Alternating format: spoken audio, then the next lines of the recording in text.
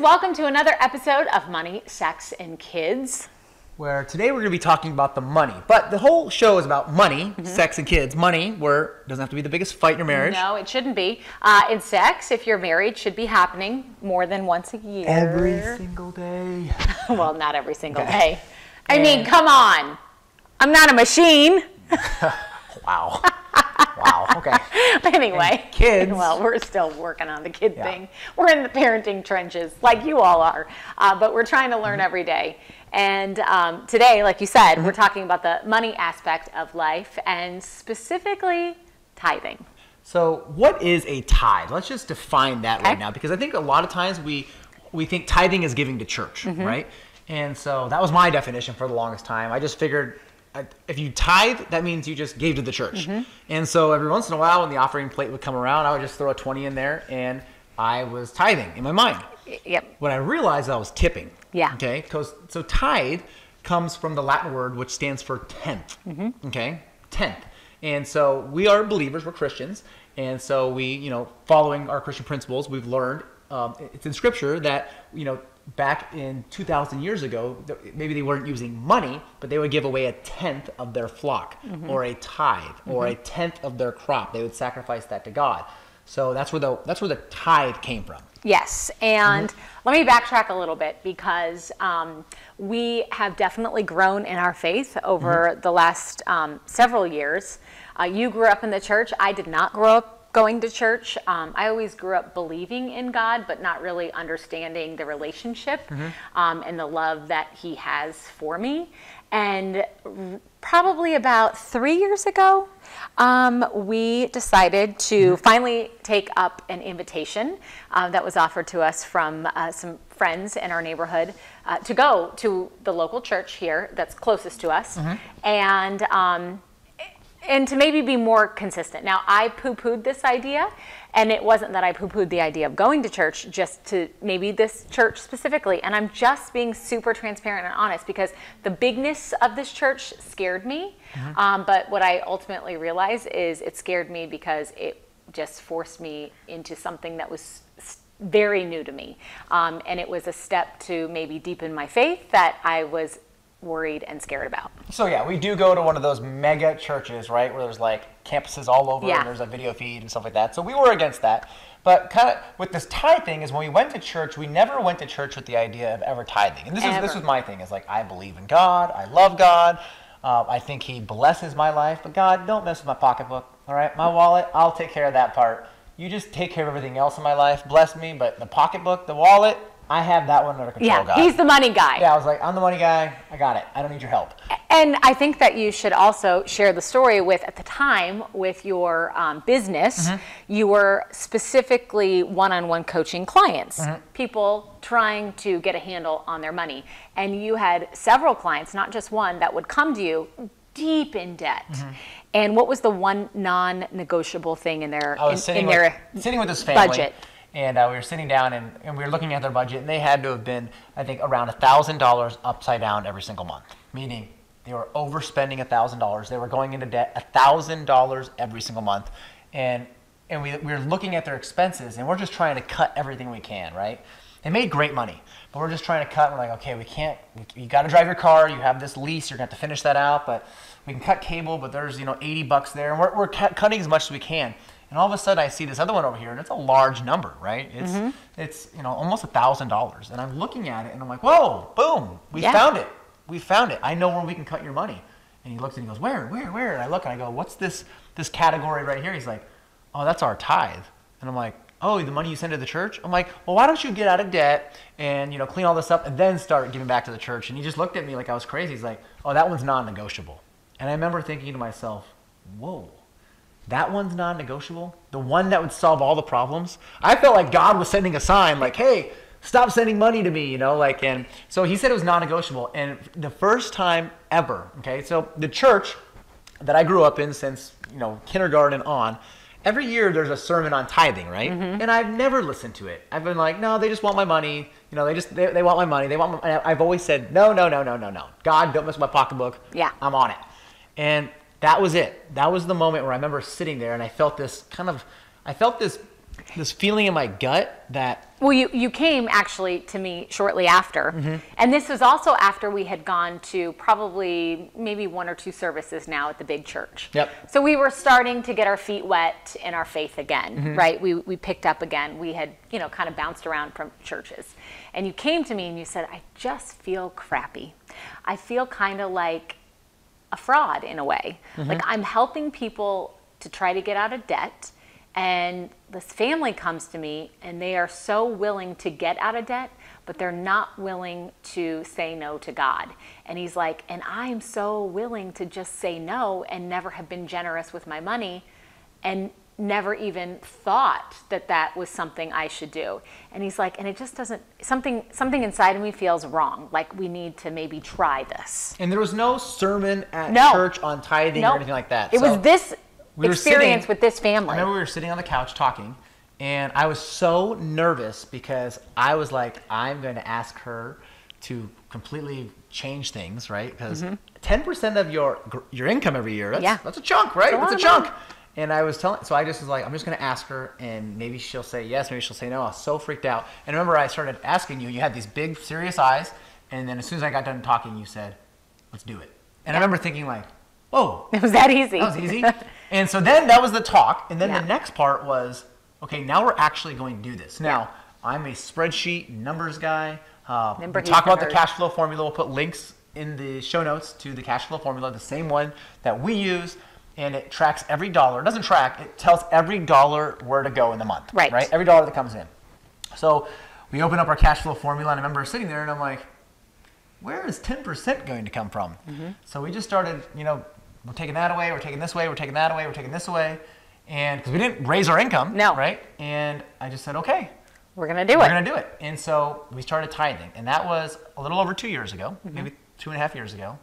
And here's the crazy thing is we've heard all these stories. So honestly, about 3 months after we started tithing, they did the tithing series at church. We always say, like, that's the one you never want to bring your friends to church. So we don't want to bring our friends to that one. So they're doing the tithing thing. And I remember thinking about it like, oh my gosh, there's all these stories that people are telling. Like, I remember there was this, and it's amazing, but it's like, I gave my last $20 to God, and the next day I opened up my mailbox, and there was a check in there for $200. And I looked at it, I'm like, that didn't happen to us. That didn't happen at all. But we say that didn't happen, but nothing bad happened.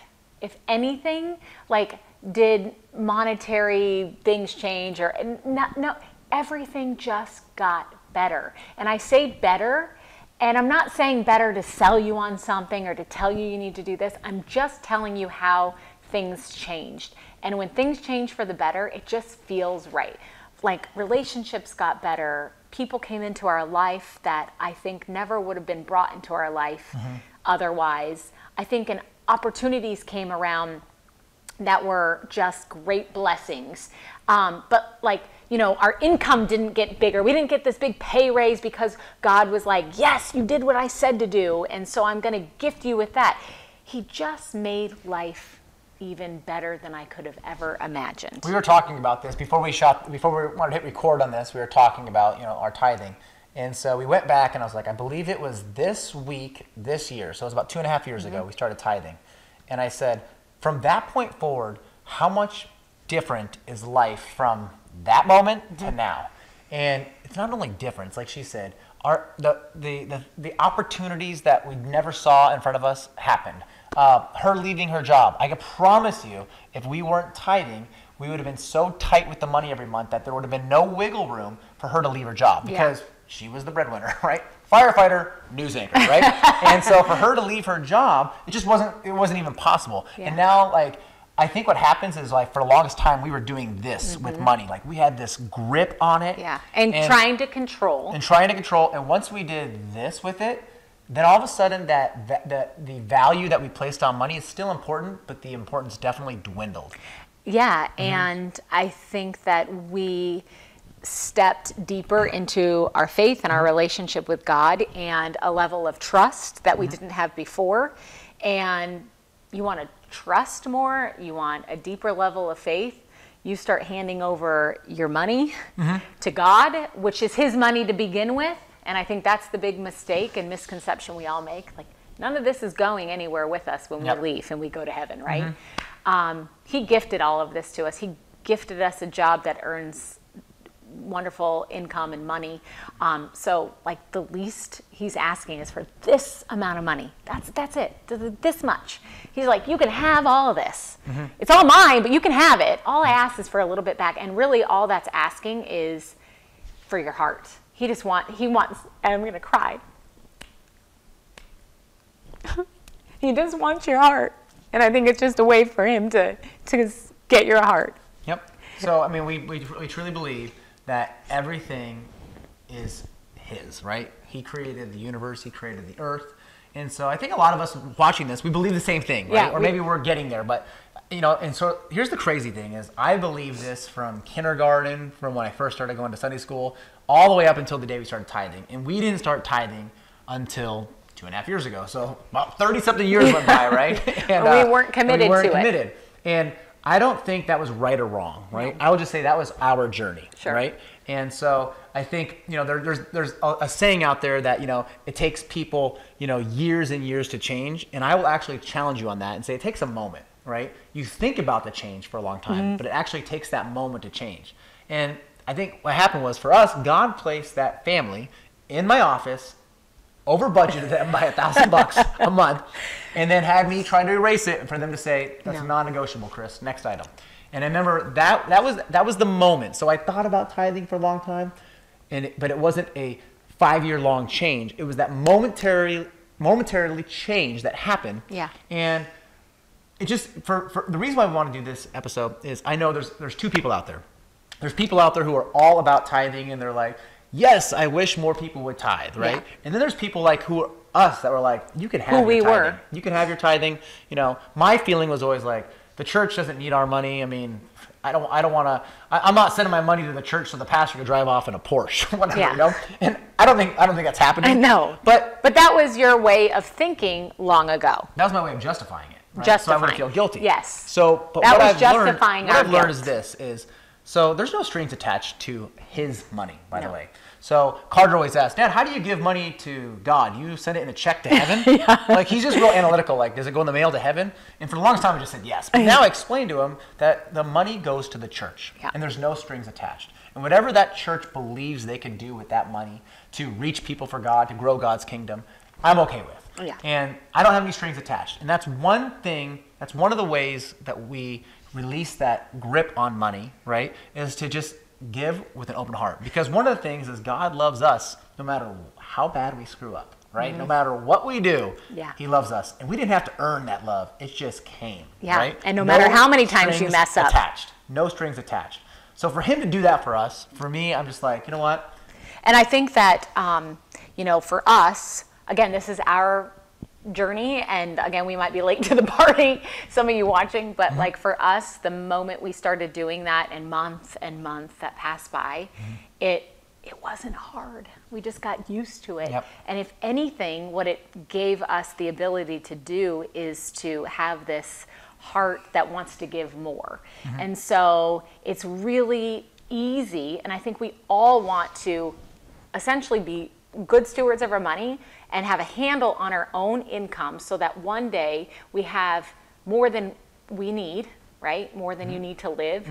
And you want to be able to give that away. Like, you want to be able to help somebody else because it's just really the least we can do. And I think it's the greatest way of showing gratitude for all the blessings we have been given to be able to give some of it away. And so tithing, you give that away, and it just makes it easy, and it makes it more fun and better to just give more of it away.